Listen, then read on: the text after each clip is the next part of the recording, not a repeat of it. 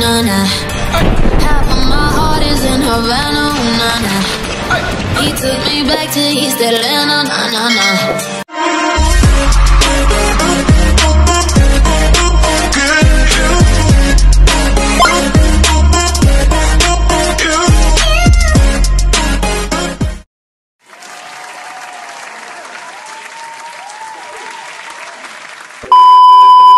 Hello guys, magluluto po ako.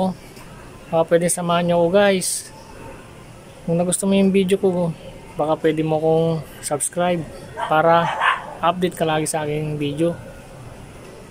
Tara guys, luto na tayo. So guys, ito na, naka-ready na lahat. Ayan, lagyan natin ng konting paminta. Ito po yung boneless na bangus guys, na gagawing sweet and sour. Yan, konting asin. Yan, pasaluin na natin guys para manuot yung lasa nya. Yan guys, nasa 30 minutes guys.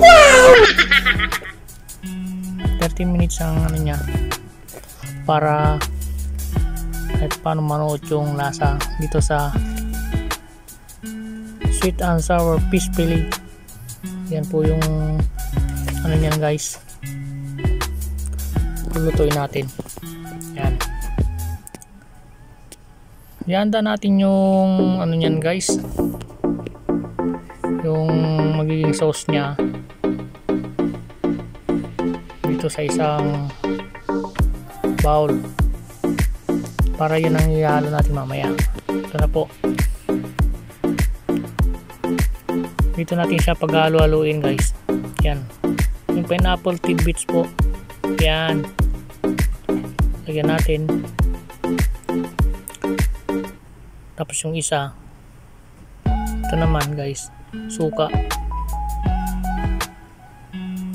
Ano na po yan, puro sukat na po yan. Ito naman toyo guys. Tapos lagyan pa natin ng ketchup para lalong masarap guys. Yan, tapos lalagyan natin ng konting paminta. Tapos meron din yang ano guys, asukal. Yan, haluin lang natin guys. Yan, ito po yung lalagyan natin mamaya sa ano, isda guys, sa pinaka sauce nya. Yan po,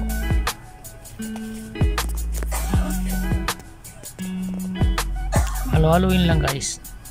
Dali lang to guys na lutuin, gawin sweet and sour fish fillet. Yan po yun guys. Bali bangus po yung ginamit, binoneless na, kaya wala ka nang poproblemahin, kaya wala na siyang tinik. Papainin na tayo guys ng kawali. Lagyan natin ng mantika, hindi natin uminit. Pag mainit na guys, yan guys, ilagay na natin yung minarinate na bangus guys. Yan, boneless bangus, marinated na po siya. Prito na natin siya guys. Yan, nasa pumula po siya. Sarap to guys. Tapos boneless pa siya, wala na siyang tinik. Yan, bangus na lang po yung napili kong ano guys. Yan,